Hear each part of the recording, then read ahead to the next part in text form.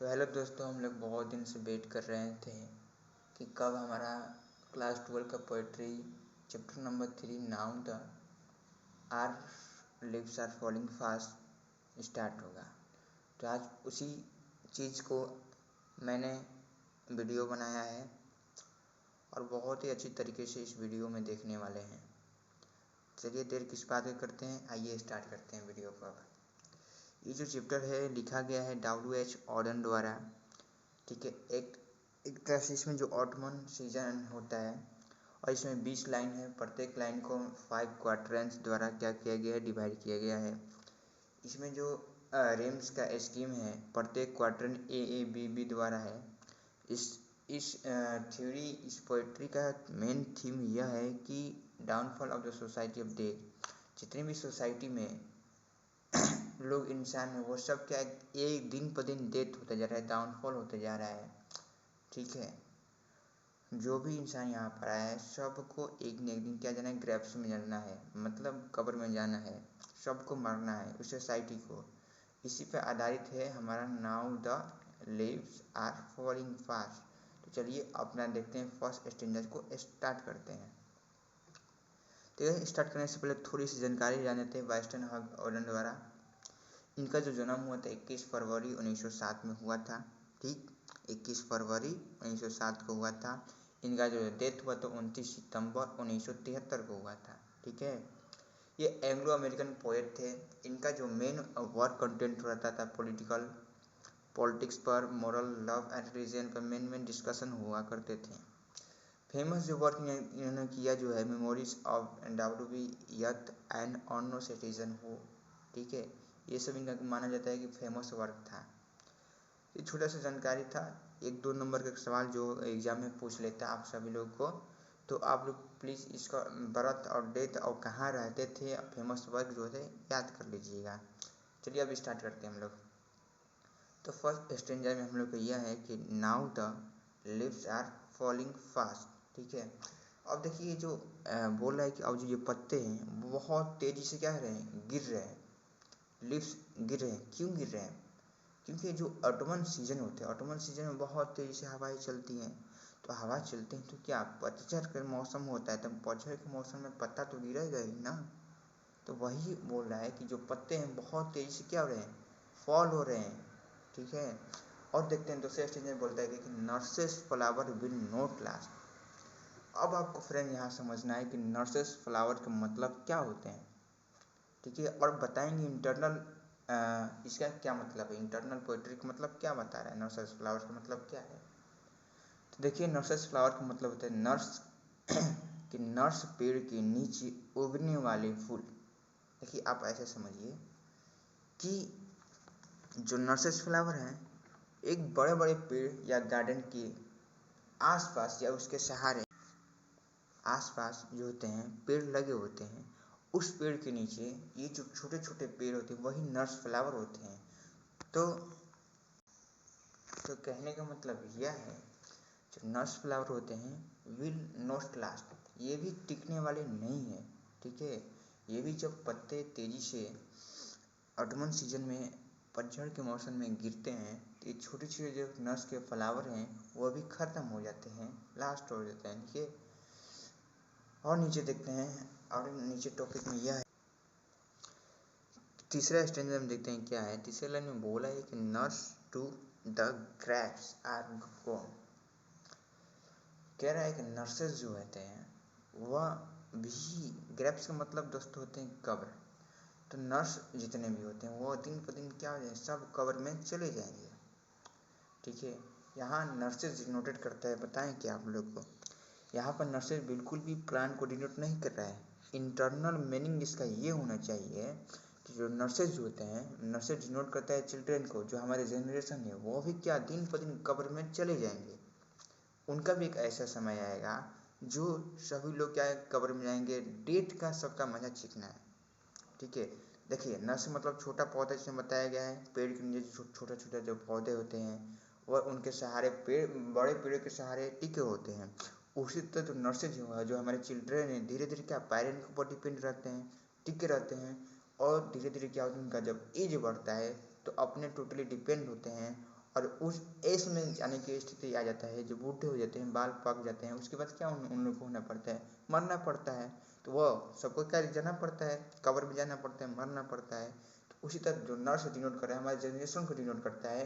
ये बोला है कि हमारा जो जनरेशन भी है वो क्या, एक दिन सब लोग को ग्रैब्स में जाना है, यानी कि कब्र में जाना है, मरना ही है। ठीक है, और देखते हैं चौथा पॉइंट यह है कि and the prams go rolling on. यहाँ पर देखिए हम समझेंगे प्राम्स। प्राम्स का क्या मतलब है?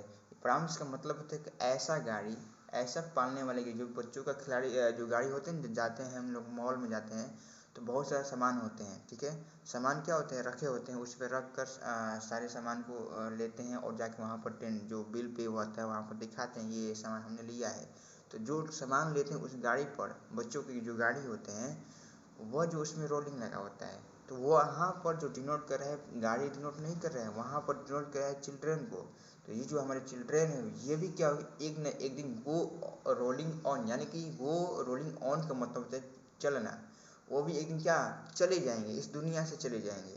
ठीक है, तो यही जो प्राम्स का मतलब होता है, एक गाड़ी होते हैं बच्चों का, और वो रोलिंग ऑन का मतलब होता है चलना, वो भी एक चले जाएंगे, बच्चे क्या हुआ यहाँ से चले जाएंगे। ठीक है, इस दुनिया से। इसका इंटरनल चारों स्टेंजा की इंटरनल मीनिंग बता दें तो इसमें जो बता रहा है कि जो पत्ते होते हैं वह क्या होते हैं, गिरते हैं। ठीक है, उसी तरह जो हमारा जनरेशन है, जनरेशन भी खत्म होगा एक न एक दिन।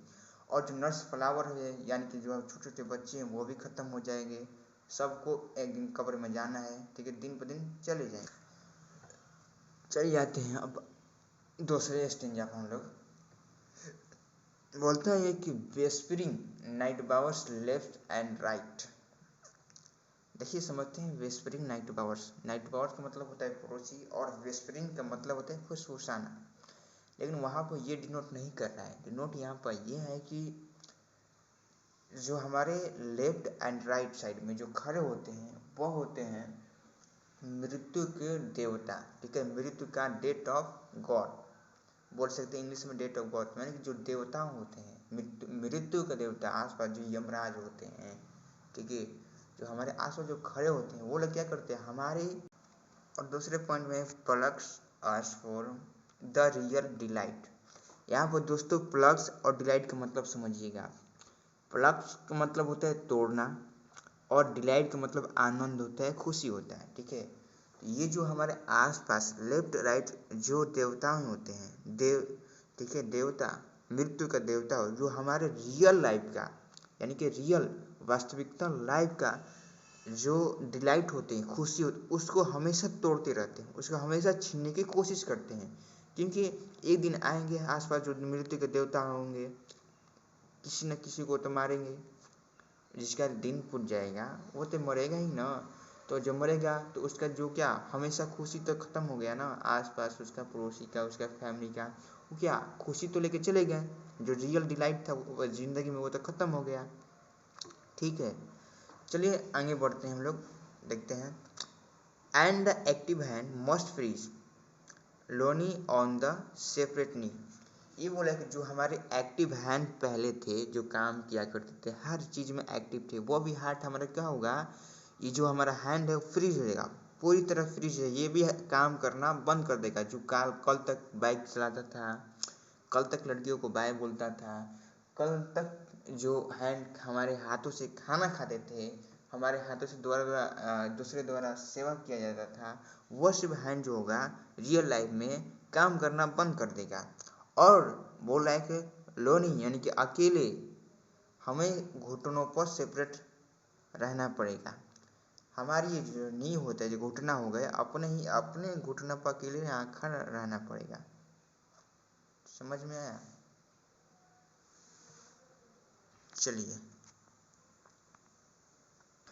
चलिए ये लाइन को देखते हैं। ये लाइन बोलता है कि death in hundreds at the back follow Auden in our track. देखिए क्या बोलता है कि ये जो डेथ इन हंड्रेड, यानी कि सैकड़ों लोग, जब आप मर जाते हैं, आपका जब डेथ होता है, तो क्या होता है कि हमें एक उड़न में जो होता है सुला दिया जाता है, स्लीप किया करा दिया जाता है। मतलब जो ताबू होते हैं, देखिएगा मुसलमान लोगों में क्या होता है कि जो भी इंसान मर जाता है तो मरने के बाद एक होता है ले जाने के, कंधे पर ले जाते हैं आदमी उसको सुलाकर, और कब्र वहाँ पर जो इनको अंतिम संस्कार किया जाता है, दफनाया जाता है, वहाँ से निकाला जाता है। तो जब लोग ले जाते हैं तो उनके पीछे कितने लोग होते हैं, सैकड़ों लोग होते हैं ना, सैकड़ों लोग उसके पीछे पीछे जाते हैं कंधों को लेकर, ठीक है, और जाकर वहाँ कब्रिस्तान में उनको दफना दिया जाता है। तो वही बोला है कि जब आप मर जाएंगे, जब आपका डेथ हो जाएगा तो वही लोग पीछे पीछे, सैकड़ों लोग आपके पीछे पीछे फॉलो करेंगे उस ऑर्डन बॉक्स का, ठीक है, क्योंकि वो ऑर्डन बॉक्स का पीछा करेंगे, वो आपका ट्रैक करेंगे, ठीक है। गजब लोग हैं यार, जब दुख होता है तो सब लोग आते हैं दफनाने के लिए, सुख में कोई भी इंजॉय नहीं कर पाता है। ये लाइफ का परंपरा है, क्या कीजिएगा। चलिए आगे देखते हैं हम लोग। आगे की बात करें तो arms rises stiffly to remove in false attitude love. इसमें है कि arms rise stiffly to remove in false attitude of love. देखिए इससे क्या मीनिंग है कि जो बोले जो हाथ होते हैं, आर्म्स होते हैं, उठे रहते हैं बहुत ही कठोरता से, ठीक है, क्योंकि जो इंसान मर जाता है तो सुखी से तो किसी को दफनाने के लिए ले जाता नहीं है, तो क्या एक दुख से होता है, दुखी में होता है, ठीक है, और निराश होता है। और जो निराश होते हैं ले जाते हैं, वो सबका एक दिखावा, एक फॉल्स एटीट्यूड ऑफ लव है, ठीक है, मतलब एक दिखावा एटीट्यूड वाला प्यार होता है, कुछ समय के लिए होता है, जाएंगे 1-2 घंटे के लिए दफना के चले जाते हैं। एक दुनिया के आगे जो क्या कर रहे हैं लोग, एक दिखावा कर रहे हैं कि हम निराश हैं इनके चले जाने से, ठीक है। ये दुनिया जो होता है आपको धोखा में डालेगी, एक नाटक करिए कि हम आपसे मोहब्बत करते हैं लेकिन कुछ लिमिटेड टाइम के लिए, ठीक है। ये लोग आपसे फॉल्स एटीट्यूड ऑफ लव करते हैं। चलिए और आगे देखते हैं हम लोग। देखिए क्या है कि starving through the leaves wood trolls run scolding for their food. कह रहे कि जो पतझड़, जो ऑटमन सीजन का जब पतझड़ का मौसम होता है तो उसमें बहुत तेज हवा चलती है, तो उस तेज हवा में जो होते हैं पत्ते पेड़ से सारे झड़ जाते हैं, लीफलेस हो जाते हैं वुड, ठीक है। उस वुड में से, उस लकड़ी में से जो लीफ होते हैं वो तो खत्म हो जाते हैं, एक भी पत्ते बचते नहीं है। तो जब पत्ते बचते नहीं है तो लोग क्या होते हैं, जो आसपास के जंगल के जो एनिमल्स होते हैं वो क्या होते हैं, स्टार्विंग हो जाते हैं, भूखे हो जाते हैं, भूख, ठीक है, भूख से मरने लगते हैं। स्टार्विंग का मतलब भूख से मरना, भूख से मरने लगते हैं। और क्या करते हैं उसके बाद, run scolding for their food, यानी कि रन स्कोल्डिंग का मतलब होता है भटकना, भोजन के लिए क्या होते हैं, भटकने लगते हैं। जब भैया दरअसल बात है, जब पेड़ के पौधे में पत्ते ही नहीं होंगे तो एनिमल कैसे सरवाइव कर पाएगा। तो क्या होता है, फूड के लिए क्या होता है, सर्च करने लगता है, खोजने लगता है, वहाँ से भटकने लगता है, ठीक है। चलिए आगे देखते हैं। और हम आगे, and the Nightingale is dumb and angle will not come. देखिए कह रहा है नाइटिंगेल का मतलब बुलबुल होते हैं और दम का मतलब गूंगा होते हैं, ठीक है। यहाँ नाइटिंगेल को डिनोट करेंगे हम लोग समाज के अच्छे लोगों से, ठीक है, जो अच्छे लोग हैं उसको नाइटिंगेल से डिनोट करते हैं। जो अच्छे लोग हैं समाज के वो क्या सब गूंगे हैं, डम मतलब गूंगा, शांत है। और जो बुराइयों से मुक्त कराएंगे, जो मृत्यु का देवता है वो भी क्या नहीं आ रहे हैं। देखिए इस इंटरनल मीनिंग को समझने के लिए हम आपको थोड़ा सा समय लेते हैं, बिल्कुल भी समझ जाएगा ये चारों लाइन का मतलब। देखिए ट्रॉल्स का मतलब होता है समाज की बुराइयाँ। हम लोग इधर से देखा था ट्रॉल्स, ऊपर में है ना, ट्रॉल्स रन स्कोल्डिंग, तो ट्रॉल्स का मतलब है समाज की बुराइयाँ। जो समाज की बुराइयाँ जो है, समाज की बुराई जो पहले थी कुछ जगहों तक क्या थी, सीमित थी। अब कुछ समय तक सीमित थी और फैल नहीं थी, फैल भी नहीं रही थी ना, कुछ सीमित थी। लेकिन क्या हो रहा है कि जो समाज की बुराइयां हैं उस जगह को खोखला कर रही है, ठीक है, और वहाँ से बाहर निकलकर धीरे धीरे ठीक है, धीरे धीरे क्या हो रही है, फैली जा रही है। और जो नाइटिंगेल यानी कि जो अच्छे लोग हैं वो भी क्या चुपचाप बैठे हुए हैं, बिल्कुल भी डम, बिल्कुल भी गूंगे बैठे हुए हैं, कुछ भी आवाज़ नहीं उठा रहे हैं।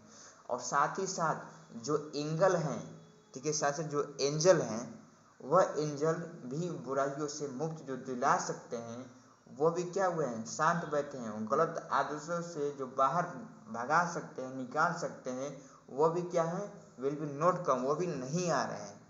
तो इसका ये मीनिंग था। ठीक है, चलिए अंग देखते हैं हम लोग। Cold impossible ahead lift the mountain lovely head whose white waterfall could bless travel in their last distress. इसका मीनिंग आपको हम बता दें। देखिए, जो माउंटेन है उनके बारे में बताया जा रहा है कि बहुत ज़्यादा ठंड है। ठीक है, वहाँ पर, और यह देखा कर बहुत ज़्यादा इम्पॉसिबल काम लग रहा है, लेकिन वह पहाड़ अपने सिर उठाए अहेड, ठीक है, सिर उठाए हैं और देखते हैं कि समाज में क्या हो रहा है। और माउंटेन जो वृद्ध लोगों को बता रहा है कि जो कि दूसरे लोग की मदद करते हैं और सच के सामने खड़ा रहते हैं, लेकिन इनका भी बर्ताव जो क्या हुआ है, अब कोल्ड हो चुका है, जम चुका है, फ्रीज हो चुका है। यहाँ दूसरे की प्रति अच्छा कोई व्यवहार नहीं कर रहा है। तो यह कहने का मतलब था। और जो